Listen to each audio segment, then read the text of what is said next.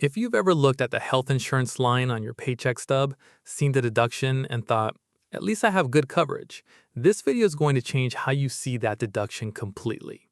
Here's the number. In 2026, the total cost of your health benefits is projected to rise by roughly 6.5%. That's the largest jump in over 15 years, the biggest increase since 2010. Not a one-time spike, the fourth year in a row this has happened.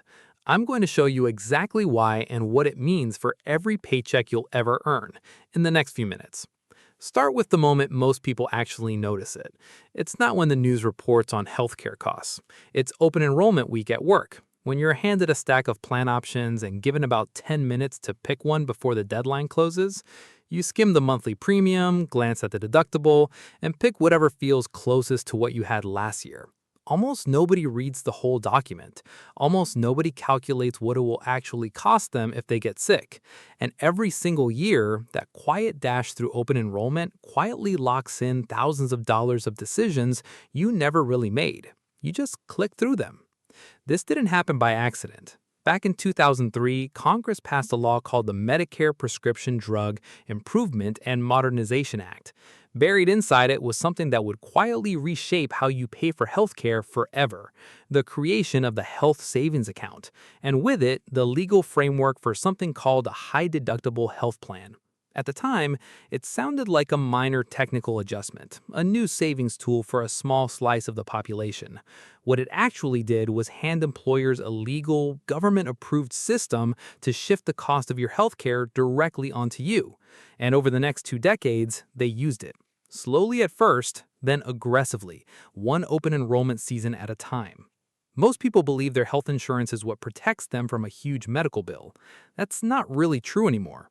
Right now, a family deductible of $4,000 to $8,000 is common on employer plans. That means before your insurance pays a single dollar toward a broken arm, a surgery, or a hospital stay, your family is expected to cover thousands of dollars out of your own pocket first.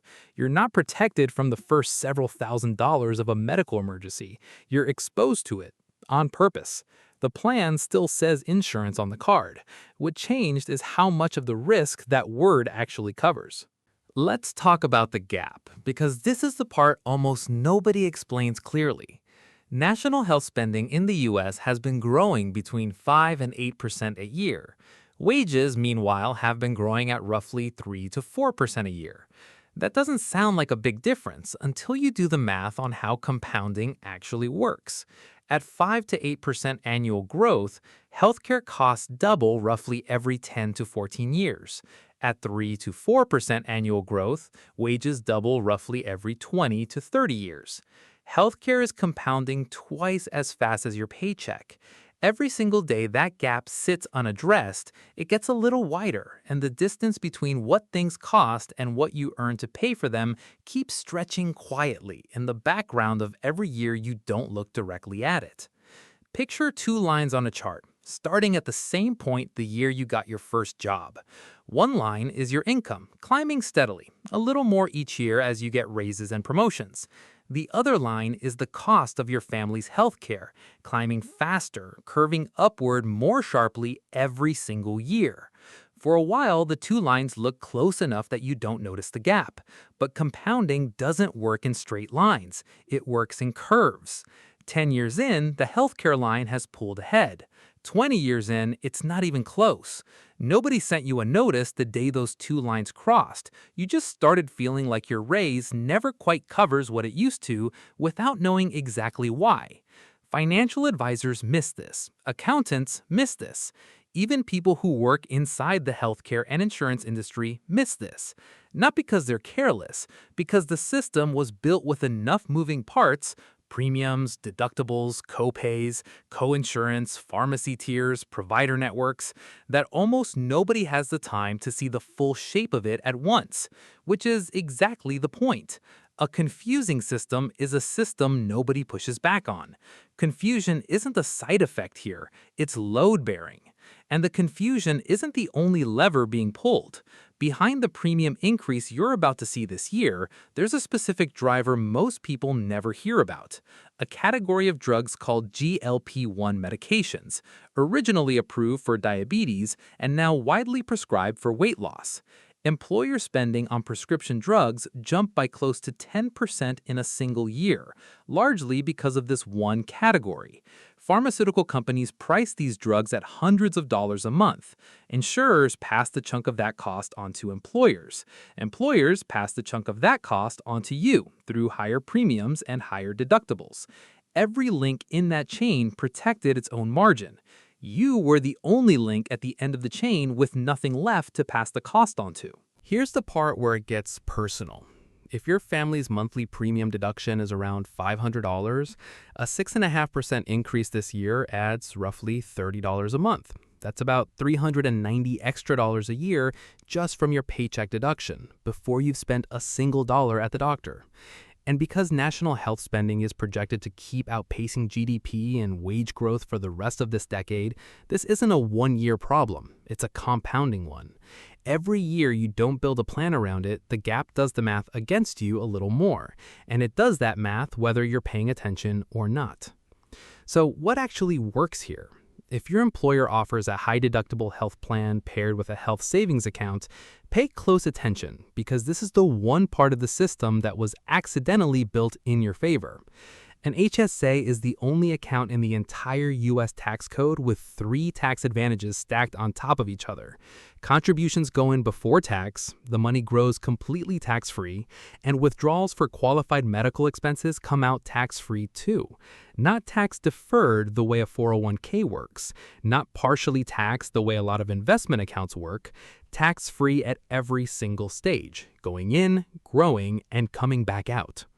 For 2026, you can put up to $4,400 into an HSA with individual coverage or $8,750 with family coverage. Here's what almost nobody does with it. They treat the HSA like a checking account, draining it every time a small medical bill shows up. But the money in an HSA doesn't expire at the end of the year, the way it does in a flexible spending account. It rolls over indefinitely, and once your balance is large enough, most providers let you invest it in index funds, the exact same way a 401k works. If you can afford to pay smaller medical expenses out of your regular checking account instead, and let your HSA sit and grow untouched for years, you're quietly building a second retirement account that almost nobody talks about. One where every dollar that comes out for medical expenses and retirement, including Medicare premiums, is never taxed at all at any point in the process. This is the trap most people fall into. They see a high deductible plan, panic at the deductible number sitting right there in bold on the comparison chart, and pick the traditional plan with the higher premium instead, without ever running the math on what an HSA could actually be worth to them over 20 or 30 years of tax-free compounding growth. The deductible feels scary today, in the moment you're clicking through open enrollment. The tax-free compounding is invisible today, so most people optimize for the feeling instead of the math.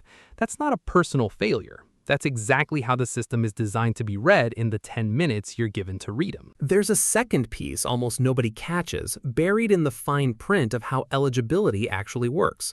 Your HSA eligibility is checked month by month, not just once a year. If you're covered by a qualifying high-deductible plan on December 1st, a rule called the last month rule lets you contribute the full annual amount for that entire year, even if you only had that coverage for a part of it. Miss that detail, and you can end up contributing less than you're legally allowed to, year after year, without ever realizing you left money and years of tax-free growth sitting on the table. None of this shows up on the enrollment portal in both letters. You have to already know to look for it. And once you understand that the deductible is really a savings vehicle wearing a scary number, the whole plan comparison flips. A $4,000 family deductible isn't just a risk you're taking on, it's the price of admission to an account that can grow untouched for decades, and one day pay for a hospital stay or a retirement prescription without a single dollar of tax ever touching it. That's the reframe most people never get, because nobody at open enrollment is incentivized to walk you through it. None of this means healthcare is fixed or that this pattern reverses next year.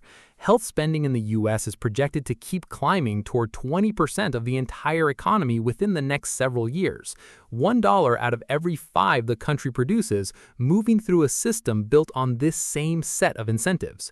That trend line isn't changing because you understand it. It's driven by hospital pricing, drug pricing, an aging population, and a payment structure that rewards more billing, not better outcomes. But your position inside that trend line can change, starting with how you read your open enrollment paperwork this year instead of clicking through it in 90 seconds like everyone else does. You thought a good insurance meant a low deductible and a familiar logo on your card. Now you know what good insurance actually costs, not just in the premium you see every paycheck, but in the years of tax-free compounding you either capture or lose depending on which box you check this fall. The deduction on your paycheck was never just a number. It was the first move in a much longer game, one that's been running since 2003 and one you can finally see clearly enough to play on purpose. If this helped you make sense of something that usually gets buried in fine print, subscribe. Every video on this channel takes one more piece of the financial system apart the same way, so you can stop guessing and start deciding on purpose, one decision at a time. There's a lot more of this system left to open up, and you're going to want to see the next one.